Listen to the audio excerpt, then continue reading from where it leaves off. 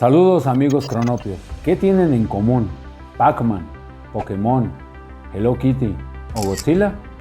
Bueno, pues que son creaciones de artistas japoneses. Nuestra cultura del entretenimiento no sería la misma sin las innovaciones japonesas. Gracias a este movimiento cultural surgieron jóvenes soñadores que llevan el sello de Hecho en Japón. Por eso hoy, en Conoce y Lee, de Japón para el mundo, de Matt Alto. Reseña del libro. Matt es escritor, traductor y reportero. Ha colaborado con medios informativos de prestigio como The New Yorker o CNN, entre otros. Además, es coautor de libros ilustrados sobre Japón. El trabajo periodístico y narrativo que hizo para este libro es extraordinario. Se disfruta de principio a fin. El libro se divide en dos partes para explicar los inventos e innovaciones de la cultura nipona.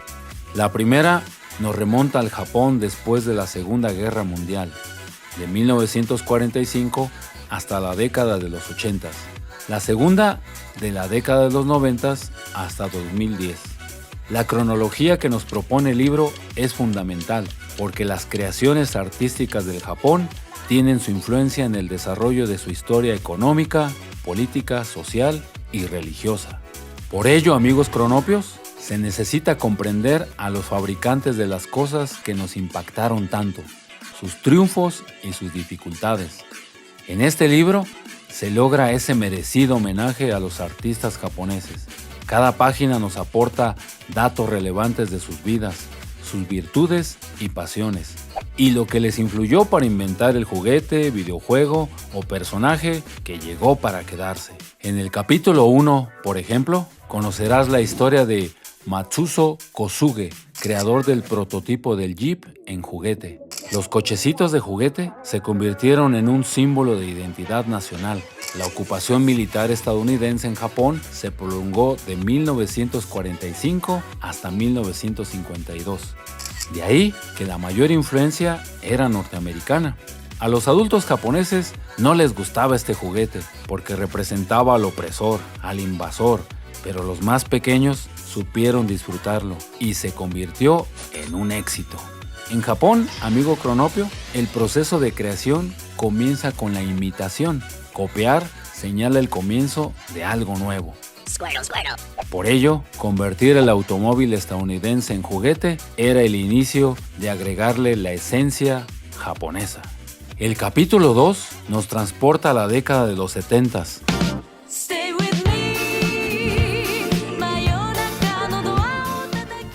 Donde los jóvenes japoneses tendrían en la ciencia y tecnología una visión futurista de su país, un porvenir diferente, más optimista. Dejaban en la caja del pasado los cochecitos, tanques y aviones con los que habían crecido generaciones anteriores. Ahora, el avance de la tecnología les hacía interesarse por pistolas de rayos láser y robots. De esta manera, la primera caricatura producida para la televisión en Japón en 1963, Astro Boy, capturó la emoción de los jóvenes sobre el futuro. Era una caricatura hecha para ellos, con la cual se podían identificar.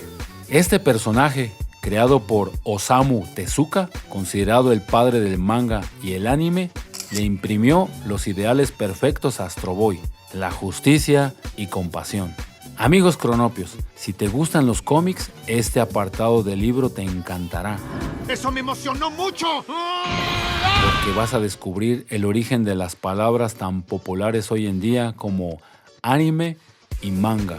Y de paso, te enterarás de cómo Tezuka edificó todo un universo con este tipo de historietas. En el capítulo 3 del libro, tenemos la historia del karaoke y a su creador, el músico Daisuke Inoue, y lo creó en 1971. Sin embargo, también tiene su acreditación Shigeichi Negishi con su máquina Sparko Box en 1967, con la diferencia de que Inoue la patentó. Si has seleccionado tu canción favorita en un karaoke y te animaste a cantar, entonces esta narración te va a interesar. Pero si lo tuyo son los personajes adorables, entonces el capítulo 4 te sorprenderá. En esta sección, el autor nos cuenta la historia de la famosa gatita Kitty y cómo es que surge la expresión kawaii para referirse a todo lo lindo y encantador. Muy importante señalar que en esta década las artistas van a crear un espacio con el que se sienten libres las chicas japonesas. Podían gestionar sus propias líneas de diseño. Ese es el caso de la creadora de Kitty, Yuko Shimizu, que nunca imaginó cómo es que Hello Kitty pasó de ser una decoración en un monedero barato a toda una franquicia multimillonaria. Y la respuesta está en lo kawaii.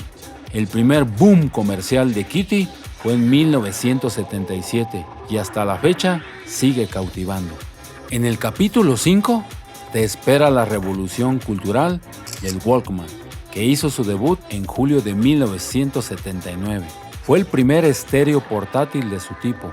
Hoy para nosotros no es sorprendente ver a alguien disfrutando de su música personalizada, pero ¿te imaginas el momento en que una persona se colocó por primera vez sus audífonos y le puso play? Debió ser increíble llevar su música preferida a todos lados. Walkman, Sony. En otro sector tecnológico, los videojuegos de arcade hacen su aparición con videojuegos como Space Invader, la primera fantasía japonesa en aferrarse al mundo entero, y con su tremendo éxito le dio paso a la fiebre de Pac-Man y Donkey Kong. Las salas de maquinitas, como les llamamos nosotros en México, se atiborraban. El resto de los capítulos se centra en la década de los 90. Es en estos años cuando por fin trasciende en todo su esplendor la cultura pop japonesa. Conquistaron el mercado más poderoso, el estadounidense. Así es que la combinación entre mercadotecnia e ingenio se vio reflejadas en cosas como el Tamagotchi, Nintendo, el Game Boy o los Pokémones. La juventud japonesa en los 90s se alejó cada vez más de la cultura general y se acercó a las subculturas generadas por estas creaciones. Empieza el nuevo siglo del anime y así un nuevo estilo de vida. Por ejemplo, los jóvenes que tenían un conocimiento extraordinario en un tema o género se les llamó otakus. Animaciones como Neo Genesis Evangelion se convierten en un fenómeno. Akira, que debutó en los cines en 1988, fue el largometraje de anime con el presupuesto más grande que Japón había producido jamás. Grupos de fanáticos de anime y videojuegos se disfrazaban como sus personajes favoritos. A esto le conoceremos como cosplay.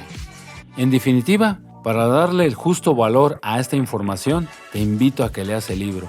Matt Alt realizó un estupendo trabajo periodístico y narrativo. ¿Por qué leer de Japón para el mundo? Porque entenderás a profundidad y no superficialmente el significado de las creaciones japonesas y principalmente a sus creadores. Conocer su historia es descifrar el espíritu de las cosas. La cultura pop nipona conquistó el mundo y eso es digno de estudio. Y además deberías de leer el libro porque si amas la cultura japonesa es imprescindible en tu colección. Hasta el próximo capítulo, amigo Cronopio. Que tengas buena lectura.